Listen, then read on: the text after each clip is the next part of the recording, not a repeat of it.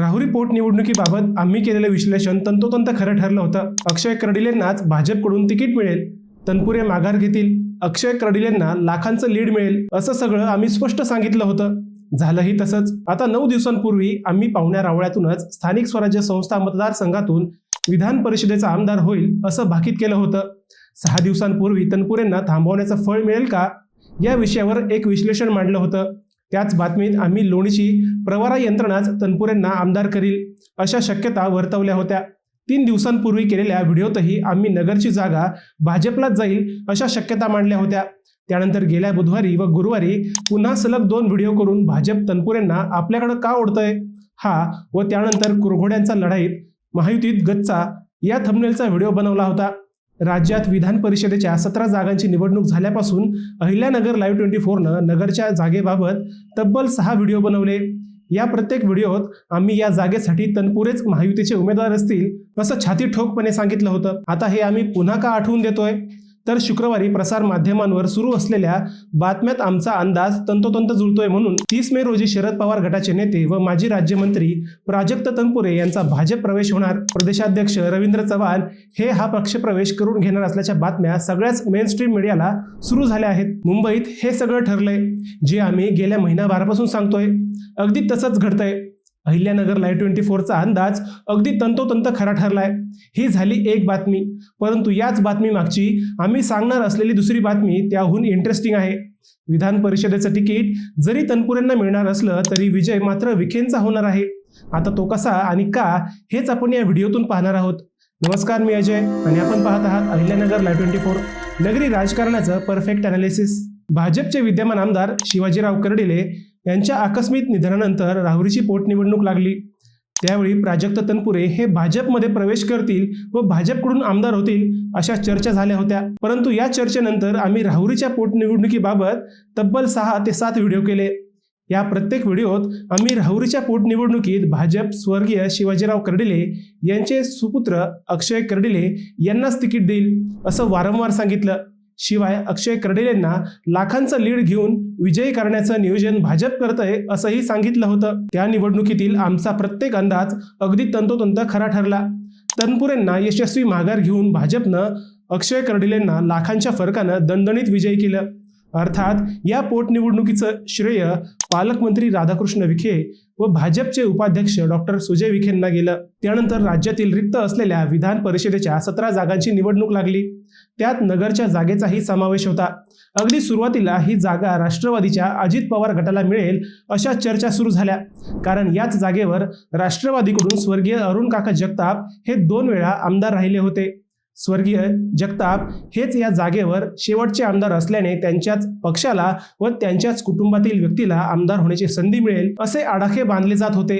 परंतु अहिल्यानगर लाईव्ह 24नं अगदी पहिल्या दिवसापासून ही जागा भाजपला मिळेल असं छाती ठोकपणे सांगितलं होतं। आम्ही मांडलेल्या मुद्द्याला काही पुरावेही दिले होते। नगर जिल्ह्यात नुकत्याच झालेल्या स्थानिक स्वराज्य संस्था निवडणुकीत भाजप नंबर 1चा पक्ष बनला होता। त्यामुळे भाजप ही जागा राष्ट्रवादीला सोडणार नाही असं आम्ही सांगत होतो। मुख्यमंत्री देवेंद्र फडणवीस, प्रदेशाध्यक्ष रवींद्र चव्हाण व स्वतः पालकमंत्री राधाकृष्ण विखे पाटील हे या जागेसाठी आग्रही होते। भाजपच्या निवडणूक स्ट्रॅटेजीचा विचार करता भाजप ही जागा सहजासहजी राष्ट्रवादीला देणार नाही असं आम्ही सांगितलं होतं। झालंही तसंच। ही जागा भाजपच्याच वाटेला आली। शिवाय या जागेवर भाजपच्या निष्ठावान कार्यकर्त्याला संधी देण्याऐवजी भाजपनं यापूर्वी तनपुरेंना दिलेल्या शब्दाला किंमत दिली। राहुरी पोटनिवडणुकीत तनपुरेंना थांबवताना पालकमंत्री राधाकृष्ण विखे पाटील यांची भूमिका महत्त्वाची होती। तनपुरेंच्या मनधरणीसाठी व स्वर्गीय शिवाजीराव कर्डिलेंच्या कामाला न्याय देण्यासाठी विखेंनी या पोटनिवडणुकीत मोलाची भूमिका बजावली होती। स्वर्गीय शिवाजीराव कर्डिलेंचं राहिलेलं स्वप्न पूर्ण करण्यासाठी अक्षय कर्डिलेंना आमदार करणं गरजेचं होतं। तेच विखेंनी त्यावेळी केलं।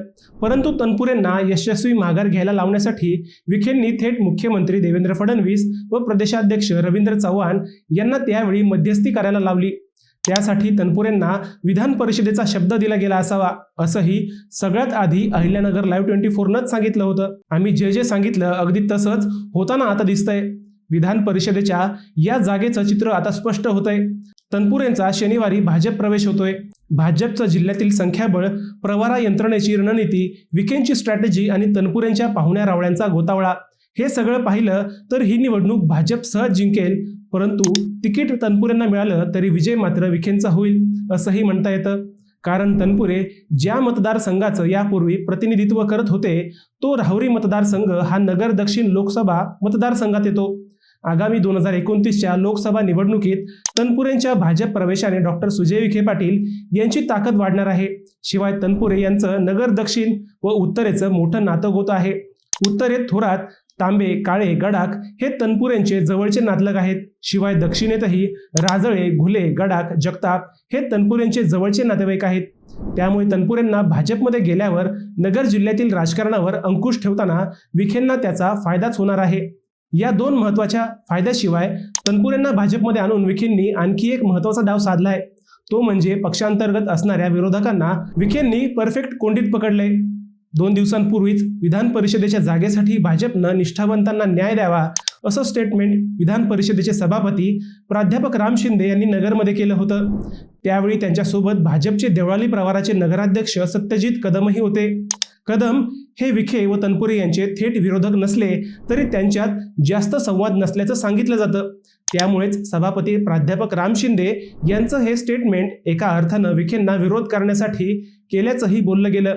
दुसरीकडे विधान परिषदेवर विवेक कोल्हेंना संधी देऊन फडणवीसांनी कोपरगाव विधानसभा निवडणुकीत दिलेला शब्द पूर्ण केला होता. कोल्हेंना विधान परिषदेवर दिलेली संधी पक्षातील विखे समर्थकांना जास्त आवडली नव्हती. अर्थात कोल्हेंना मिळालेल्या संधीमुळे भाजपचा व विखेंचाही फायदा होणार होता. परंतु तरीही जिल्ह्यातील विखे समर्थक व विखे विरोधक या दोन्ही गटांचा समतोल राखण्यासाठी तनपुरेंना संधी देणं गरजेचं होतं. तेच फडणवीसांनी केल्याचं दिसलं. तनपुरेंना संधी दिल्याने महाविकास आघाडी मात्र चांगलीच भुचकाळात पडली आहे. तनपुरे हे थोरात गटाचे व थोरातांच्या नात्यागोत्यातले असल्याने या निवडणुकीत दगाफटका होणार नाही याची काळजी विखेंनी घेतली आहे. विखेंनी तनपुरेंना तिकीट मिळवत एकाच दगडात 4 ते 5 पक्षी मारलेत हे मात्र नक्की. मित्रांनो, तुम्हाला हा विषय कसा वाटला हे आम्हाला कमेंट करून नक्की कळवा. शिवाय व्हिडिओ आवडला असेल तर चॅनलला सबस्क्राईब करून व्हिडिओला लाईक करायला विसरू नका. पुन्हा भेटूया नव्या विषयावर. तोपर्यंत सप्रेम नमस्कार.